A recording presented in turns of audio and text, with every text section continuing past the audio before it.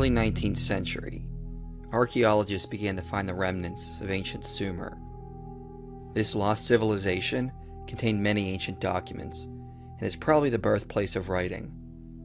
Among the treasures found in the region, one was the longest Sumerian epic ever uncovered, called a Nemacar in the Lord of Arata. The text, originally published in 1851, perplexed scholars for what it recorded. According to most translations, the ancient authors recorded there was once a time in their distant past when all the people worshipped Enlil with one tongue, until one day the god Enki came down and confused the languages. It was more than just the biblical comparisons that amazed scholars, because this text also said something strange. According to the ancient polytheistic culture, there was once a time in their past when all the people dressed or worshipped one god. This was not clear enough to definitively be a report of ancient monotheism, but it did seem odd, because monotheistic tendencies were thought to have developed much later, yet this ancient polytheistic culture taught as if these tendencies existed in their distant past.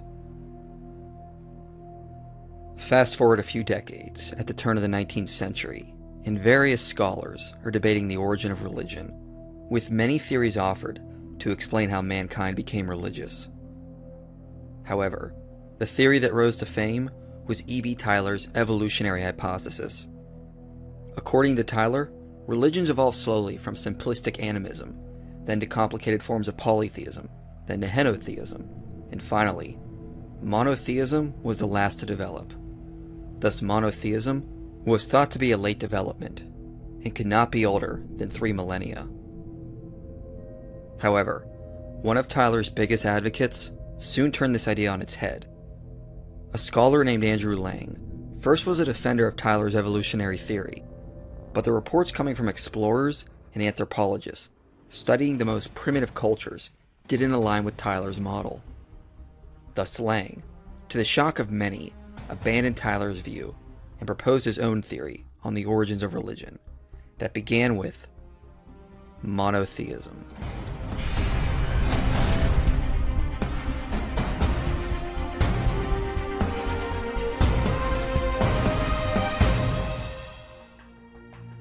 Andrew Lang drew heavily on published reports coming out of Australia and the Aboriginal tribes that inhabited the continent. Australia was an interesting area to study because the continent, for the most part, was virtually isolated for thousands of years, with very little contact with the West. Recent studies have confirmed oral traditions and beliefs have possibly persisted for 7,000 years. Due to a high level of isolation and very little technological growth or change. Then another study suggested an oral tradition in the southeastern region could be almost 40,000 years old, suggesting Aboriginal beliefs and traditions are far older than most written records found in more advanced early civilizations. Many of the native tribes were still living very simple hunter-gatherer ways of life and relying on stone tools. Thus, Australia was seen as a continent that contained resemblances, frozen in time, of what humans believed at our early stages of development. Let's be clear, Lang and his followers did not argue Australia was a monotheistic continent. They recognized there was a wide amount of diversity of religious ideas among the various tribes. Yet many of the more isolated and primitive tribes didn't fit with Tylor's model, and seemed to have monotheistic tendencies about a high god called the Allfather.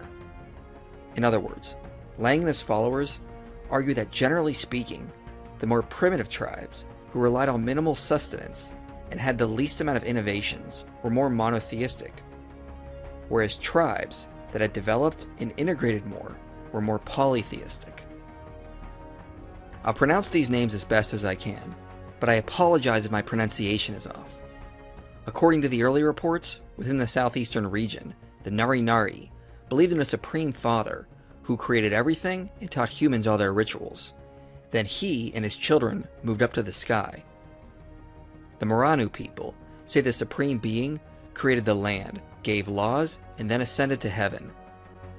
Many tribes that belong to the Kulin language group believe in a supreme being called Bunjil, who they refer to as our father. early anthropologist Alfred Howard, one of Lang's sources, reports that the tribes believe Bunjil lives in the sky and prescribes moral laws, like avoiding adultery and not taking advantage of women that are alone. The Ganai believe in a supreme being, referred to as Father. He had a son named Tundan, who was considered to be their ancestor.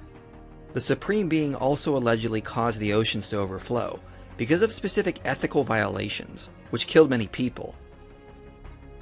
Some tribes worship a high god called Duramolan, whereas in other tribes, this figure is the son of the supreme being called Bayami. Allegedly, the Yuan tribes that worship him lack evidence of animism or ancestor worship, which seems to be the case with a lot of the primitive tribes in the southeastern region. The tribes that worship Bayami refer to him as the Allfather, and he gives ethical and ritual laws the tribes must obey. He is the creator and sustainer of all things, has appeared in human form, and bestowed gifts to the people.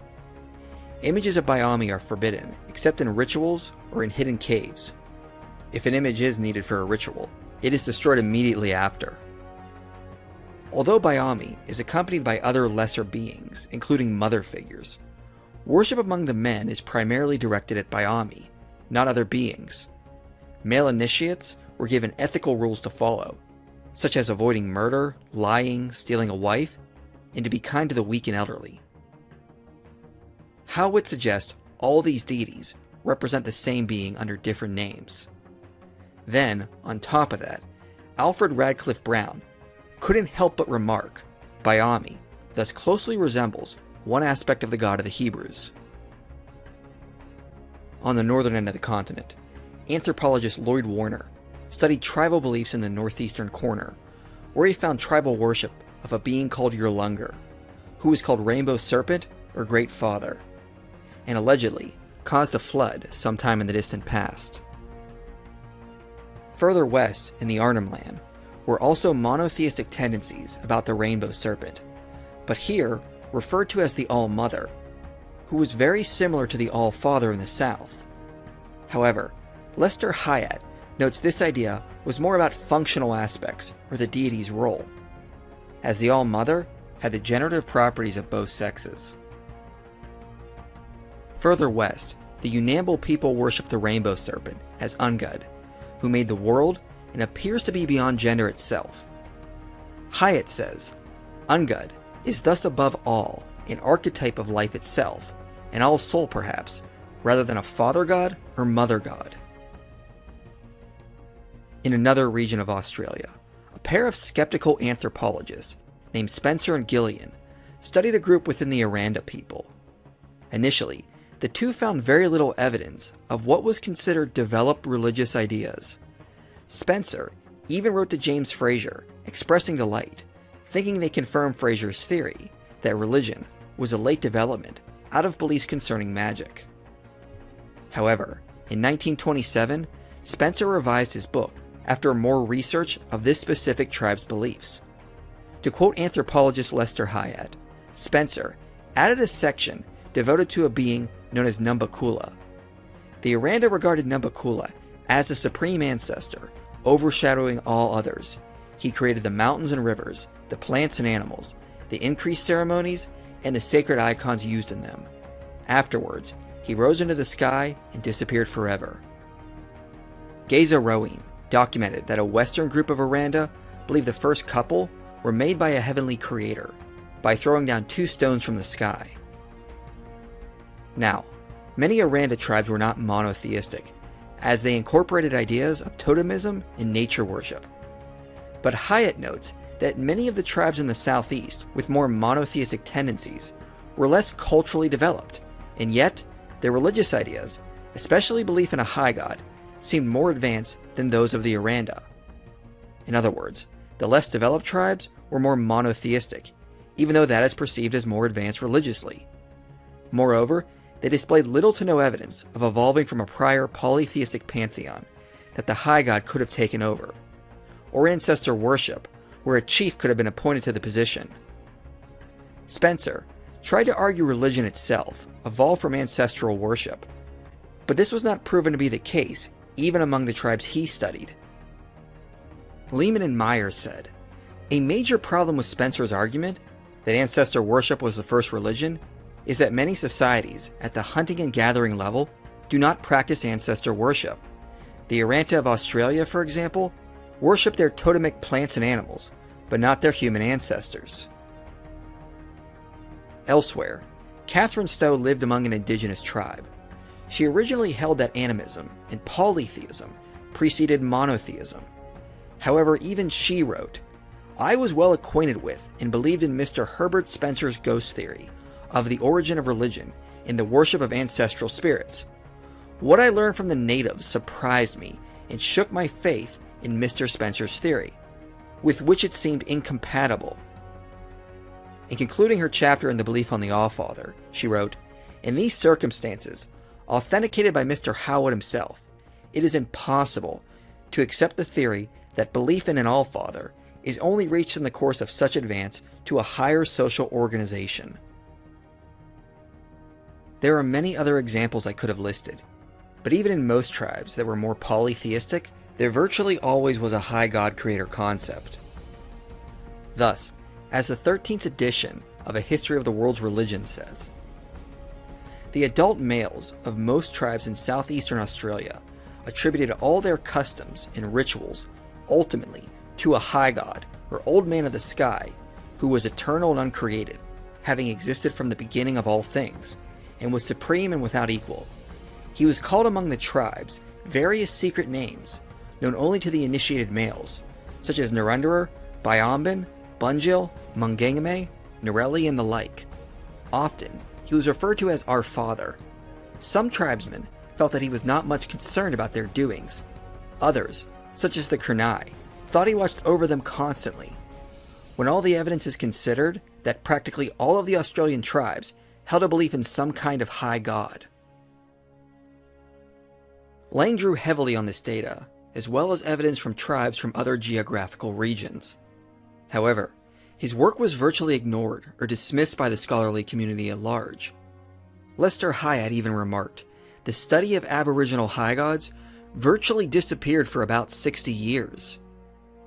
But still, Tyler and some of Lang's contemporaries did respond to him. In the early 90s, anthropologist Eric Kulig restated a lot of the early objections offered against Lang's theory. The main objections were that the Aboriginal beliefs in a high creator god were either the result of misunderstandings by missionaries, or that Aboriginal tribes adapted their religious beliefs to incorporate a high creator figure to synchronize with the beliefs of Christian missionaries. Some early critics took this route because of racist ideas that the Aboriginals could not have developed what was perceived as advanced religious knowledge.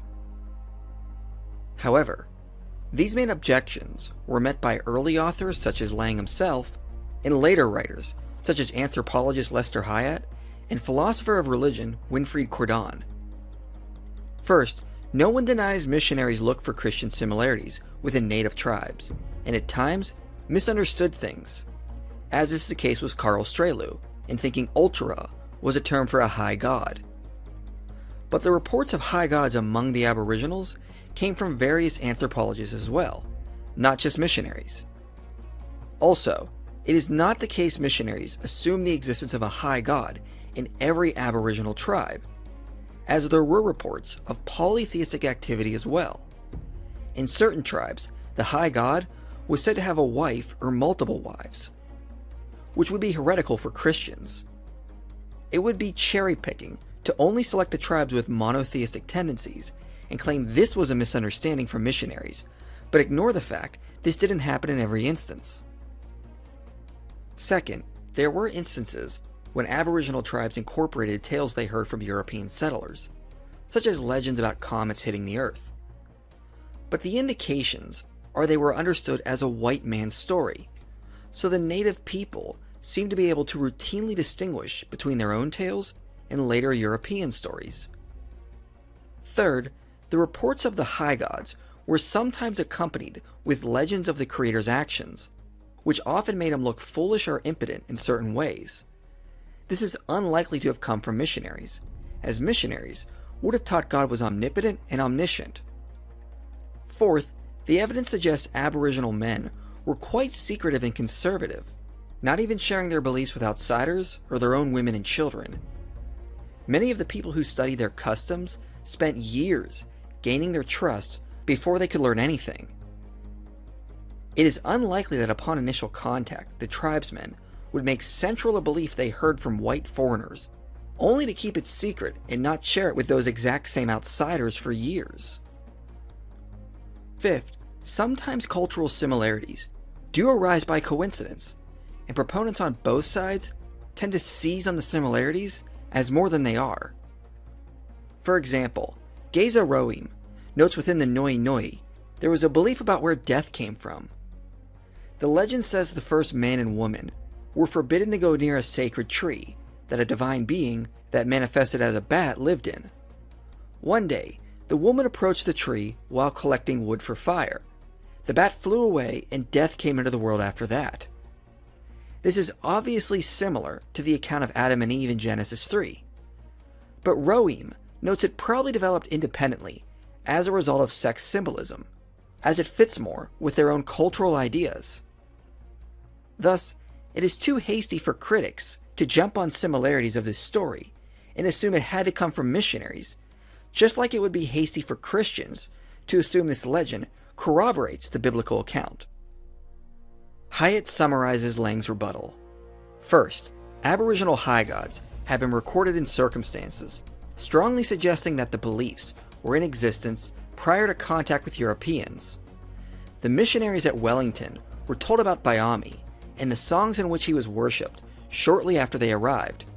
Further north, in 1844-5, in a frontier region, well beyond direct Christian influence, a settler named John Manning, inspired by a conversation with Girdle, studied native customs and made extensive notes on Bayami's similarities to the Christian god. In order to maintain that Aboriginal notions of deity are the product of proselytization, one would have to assume that Christian beliefs caught on at their points of introduction and, like smallpox, traveled ahead of the invaders. Second, detailed information about Aboriginal high gods has consistently come from initiated adult males on the understanding that it should not be divulged to women and children. If it were true that the deities of the male cults were borrowed from the missionaries, how would we reconcile the men's desire for secrecy with the fact that knowledge of Christian doctrine is freely available to all? Furthermore, male elders in Aboriginal society are notoriously conservative. Why, especially in the matter of religion, should they be so ready to abandon old beliefs and embrace the new? One of Lang's fiercest proponents was Wilhelm Schmidt, who throughout his lifetime published a 12-volume work on original monotheism. Lang drew from other cultures, but Schmidt built on this and documented several other primitive tribes with monotheistic tendencies. Another area where primitive monotheism was found was among Native Americans. Again, it is clear not all Native American tribes are monotheistic. However, tribes that displayed signs of being very primitive were surprisingly monotheistic. For example, one of the most primitive and simplistic tribes ever discovered was that of the Yuki, who were geographically isolated from several other tribal groups. Edward Gifford said, "I went to the coast Yuki, expecting to find a very primitive phase of Central Californian culture because of their peripheral and mountainous region they inhabit. In this I was not disappointed, for they lack the religious, social, and material refinements of many of the Central Californians." However, Yuki tribes were also monotheistic in their thinking. According to anthropologist Jay Miller, the Yuki believe the Creator made everything and lives in the sky and is equated with an all-pervading thought or consciousness. Edward Curtis also noted they believed all souls return to the Creator when they die, and in their creation account, the Creator was over the water before there was light, and then by a spoken word, the earth was created, and then he populated it with people. The account then also goes on to record a great flood in the distant past. Another primitive group is the Maedu, who have a very similar but more complex or developed creation myth, where the Earthmaker is hovering over the waters and singing the world into existence. His name was Wanomai, which according to the Oxford Dictionary of World Mythology means without death. One creation myth even begins with, "In the beginning there was no sun, no moon, no stars. All was dark." The Algonquian were one of the most populous people in North America, and within their cultures, many tribes had strong monotheistic tendencies, and focused their worship to the Great Spirit, who is the creator of all things and giver of life. Schmidt records in his analysis of high gods in North America that the Lenape and Western Arapahoes directed worship only to the Great Spirit, unlike the Lakota, who directed their dances and worship at the sun.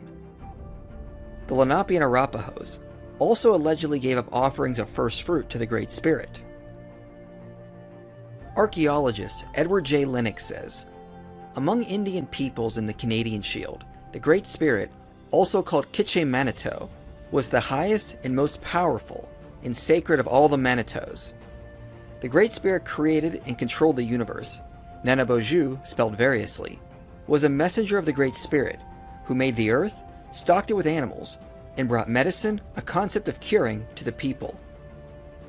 He also notes of the Lenape that they believed in named spiritual entities, including a Great Spirit called Kishalam-Yukon, who created the world, human beings, and all things in nature.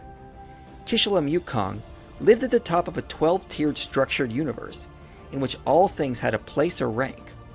Earth was at the bottom of this scale.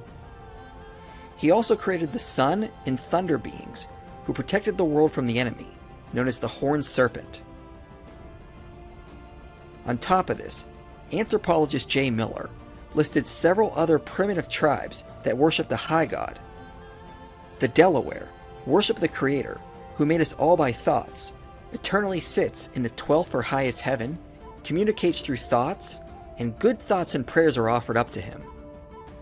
Around James Bay, tribes worship the high god, who is the source of supernatural power and the master of death, life, and food. Among the Creek, the Creator is called Breathholder, and breath is equated with life. The Pawnee, although worshipping other gods, did believe in a supreme Creator, who made humans in his image and created via his thoughts. Another interesting case is of the Salish or Stolo people, who believe in a supreme spiritual force, who created the universe and sustains and created life.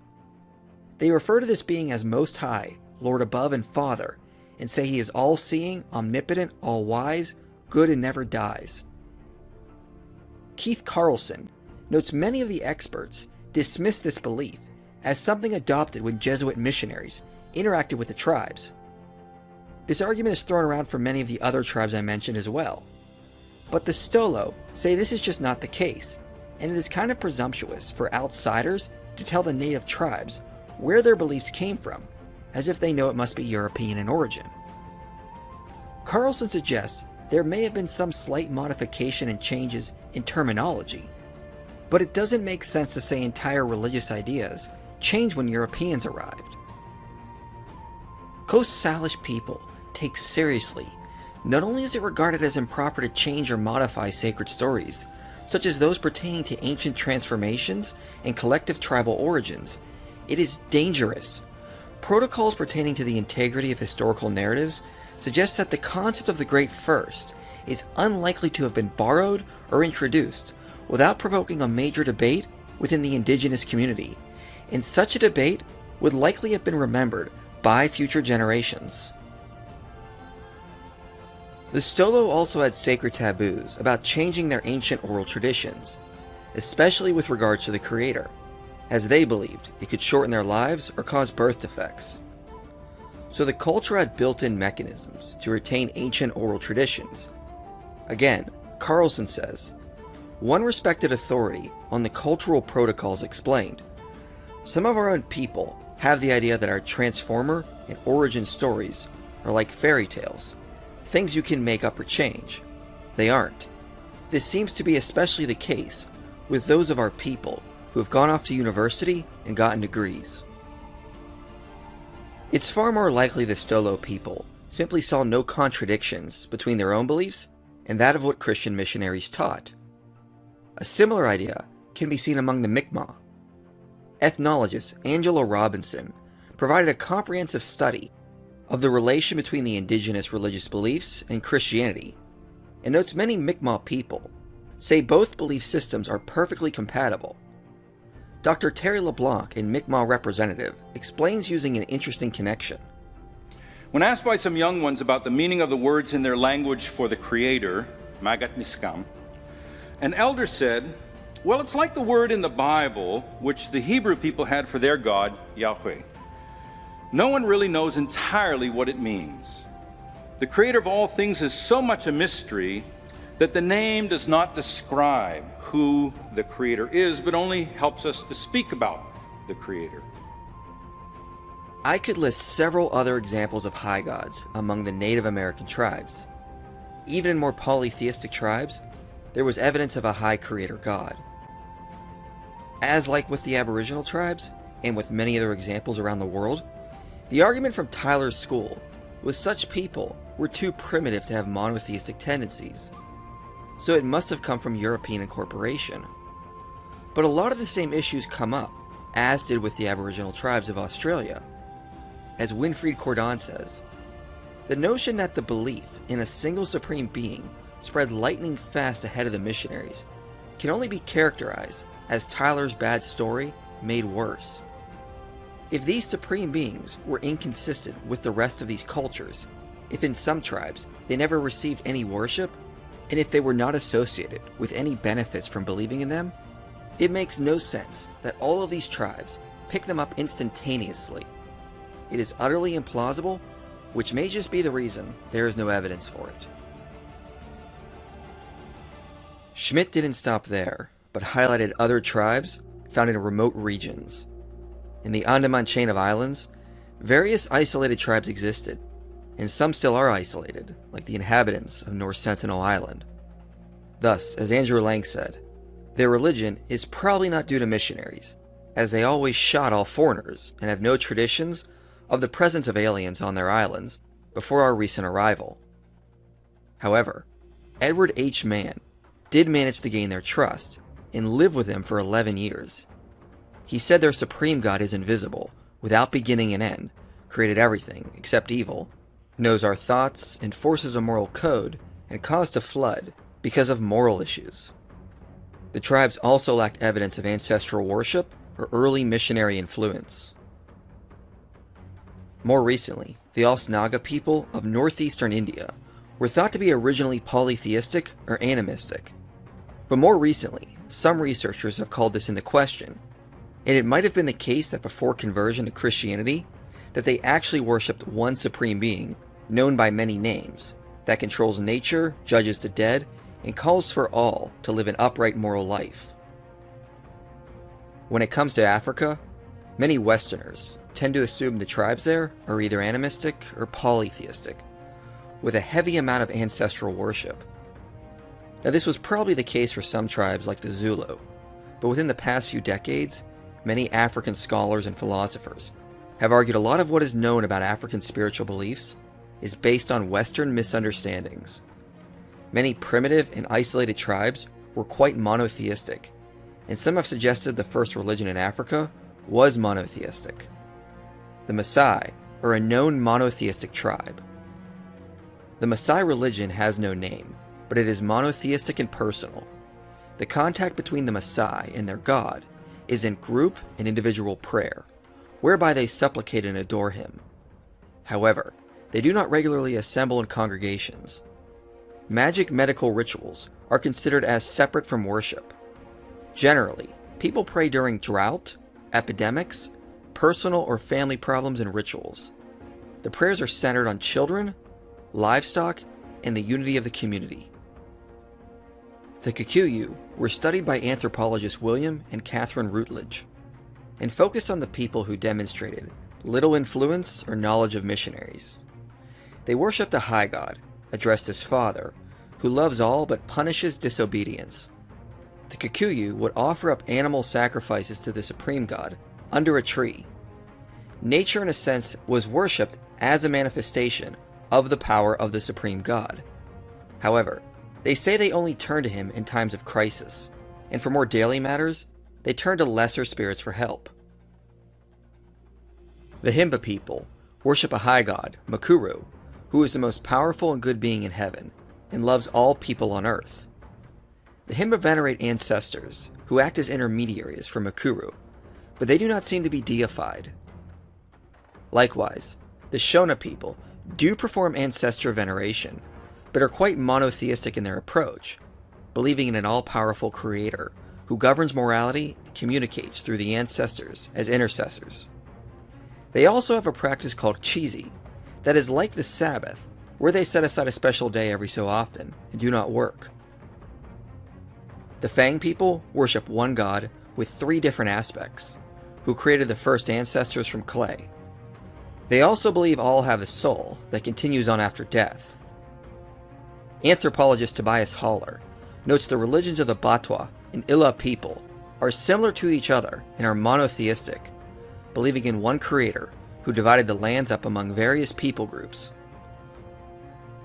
One of their hymns about the creator reads as, "In the beginning was God, today is God, tomorrow will be God. Who can make an image of God? He has no body, he is as a word which comes out of your mouth. That word. It is no more, it is past, and still it lives. So is God." Now there are dozens of other African tribal religions I could have covered. Many African scholars and philosophers have lately been trying to correct many Eurocentric misunderstandings about African religions. There is actually a great amount of monotheism and henotheism on the continent, and far less animism, polytheism, or ancestor worship than what was previously thought. So as Dr. Mazurawa says, here is the origin of monotheism, since the oldest remains of humanity have been discovered on the continent.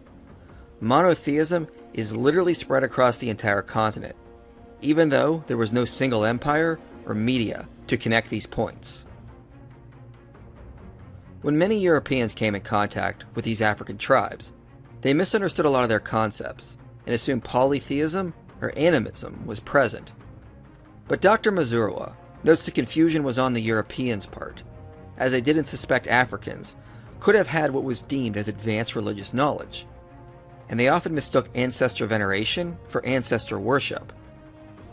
William Abraham states that the rituals associated with ancestors are not rites of worship, but methods of communication.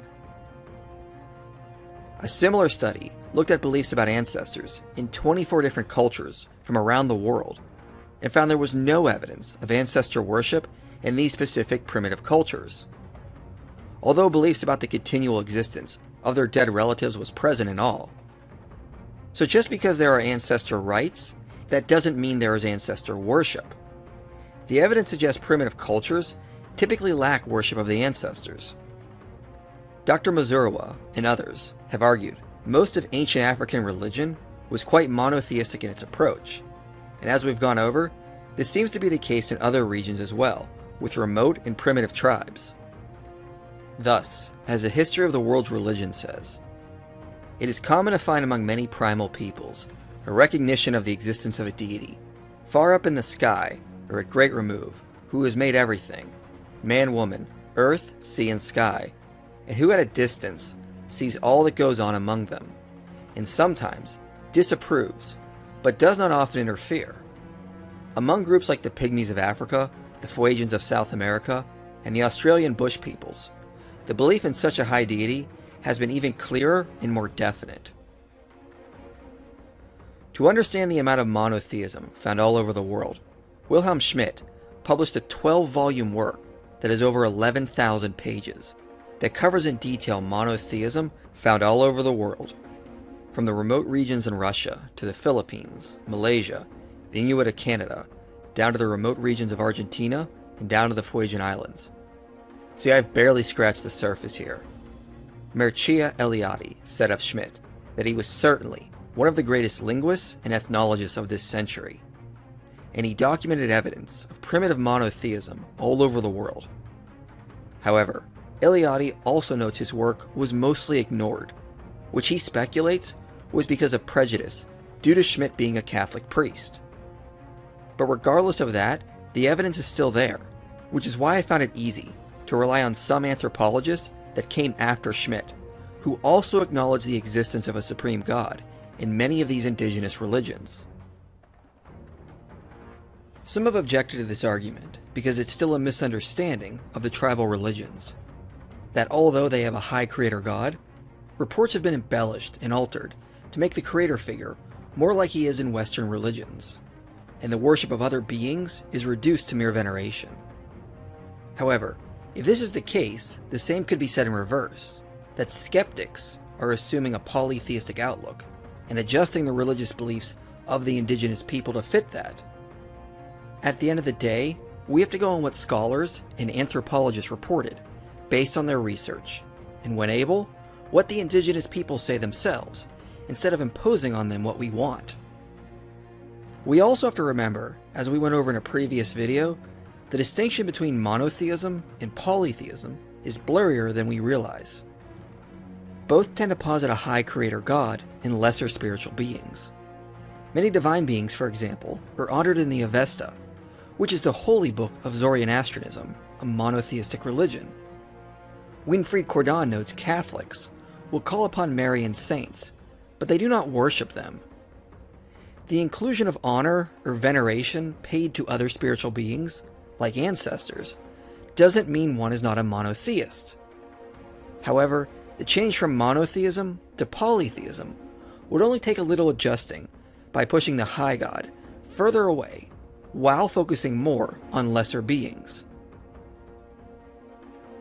This is actually in line with the model Andrew Lang and Wilhelm Schmidt proposed, that cultures, in their most primitive form, are monotheistic, but as they advance and integrate more, attention is paid to lesser divine beings, while the high god, who governs morality, is less focused on, and becomes less approachable. By the time cultures begin to construct large temples and cities, the high god is either reduced to a more human or natural level, like being the sun or another natural object, or his tasks are distributed to lesser deities, and he is pushed further into the background. Of course, the question arises, if this model is true, why would primitive monotheistic cultures evolve into polytheistic cultures by the time they start building cities? Well, let's remember one of the basic features of monotheism found in many of these cultures, which is that there is a supreme god who has no needs and governs moral laws. With that, Andrew Lang sums up how the evolution would occur quite nicely. A moral creator, in no need of gifts and opposed to lust and mischief, will not help men with love spells or malevolent sendings of disease by witchcraft, will not favor one man above his neighbor, or one tribe above its rivals, as reward for sacrifice which he does not accept, or as constrained by charms which do not touch his omnipotence. Ghosts and ghost gods, on the other hand, in need of food and blood, afraid of spells and binding charms, are a corrupt, but to man, a useful constituency. Man being what he is, man was certain to go a-whoring after practically useful ghosts, ghost gods, and fetishes, which he could keep in his wallet or medicine bag. For these he was sure, in the long run, first to neglect his idea of his creator, next perhaps to reckon to him as only one, if the highest, of the venal rabble of spirits or deities, and to sacrifice to him as to them, and this is exactly what happened. Thus, in theory the model does make sense. Primitive hunter-gatherers live pretty simplistic lives, getting by on the bare minimum for survival. Within such societies, cooperation is key and necessary. So the only god one would need to mainly focus on is the supreme creator, who governs life, death, and morality. So all the members act ethically and cooperate to ensure the tribe's survival. As cultures developed, they realized the supreme god could not be used for selfish desires, and chased after other spirits they thought existed, who could fulfill their greed or lust. And interestingly enough, this is what we see in the developed ancient societies. Gods were brought gifts and offerings in exchange for rewards. Ironically, polytheist Jordan Paper, who wrote a book on polytheistic theology, admits to this basic concept, that within polytheism, temples are built for deities in exchange for being helpful. Ancestors can be called upon for assistance, and then Paper admits more than he realizes. One has nothing to lose by making offerings to every available deity. Polytheistic deities, in contrast to the monotheistic one, seem not to be jealous of each other, and they do not punish for being slighted. Although one cannot expect benefits if one does ignore those important to one's life. If a particular deity does not help one, perhaps another will. In other words, not all the time, but often, people who turn to polytheism do so because it's useful and beneficial, which interestingly enough is what we see in the biblical account. The early patriarchs were monotheistic, but then as time went on, the culture degraded into polytheism. In Israel, after it settled down and was no longer nomadic, turned to other more useful gods they could exchange gifts with. Thus the biblical account fits with Lang's model and the data we already went over from studying hunter-gatherer societies. Early primitive cultures were monotheistic, and as they grew and desired more, they turned to other gods for help, which is what we see in the developed city-states of Mesopotamia. And this also fits with an idea Edward Sermon has argued for, that pastoral and nomadic cultures lean more towards monotheism. Multiple gods require a culture that is settled down in cities, so more attention can be paid to the gods. It is not pragmatic to attend to holy tents or the shrines of multiple gods when you have to keep moving around. Food for offerings is much harder to obtain in this setting when your main focus is just on finding enough to survive. It is settled people who rely on farming that have the ability to give attention to multiple gods. It is not impossible, but much harder for mobile people to mimic this. So this idea fits with Lang and Schmidt's model, that as people groups settled, they moved towards polytheism. In fact, in many of these cultures that developed into early civilizations, we can see how the model of evolution away from monotheism may have unfolded. For example, the Inca was a clear polytheistic society. However, from what we can piece together, within their culture, there seems to have been an out-of-place monotheistic cult, who directed worship towards the high creator god, Viracocha. Peter Connor notes standard Inca religion focused on a pantheon of gods, with the sun god Inti at its head. However, from oral traditions and limited textual data, a monotheistic cult sprang up just prior to the Spaniards' arrival that focused on worship of the creator deity. Viracocha was said to have created the world and then sailed away, leaving rulership to lesser gods.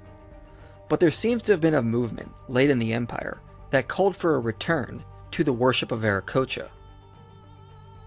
Gordon Brotherston records that one of the Incan hymns refers to Viracocha as father and implies he was a good shepherd.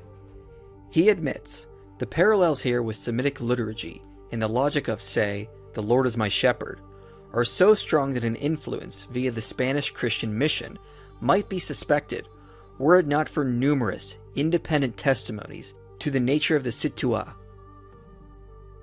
Archaeologist John Hallen Rowe collected several of the hymns to Viracocha, which record that he created everything by speaking into existence, like let there be earth and heaven, let there be man and woman, let there be day and night. He notes these are all very similar to biblical statements about God, and borrowing was suspected.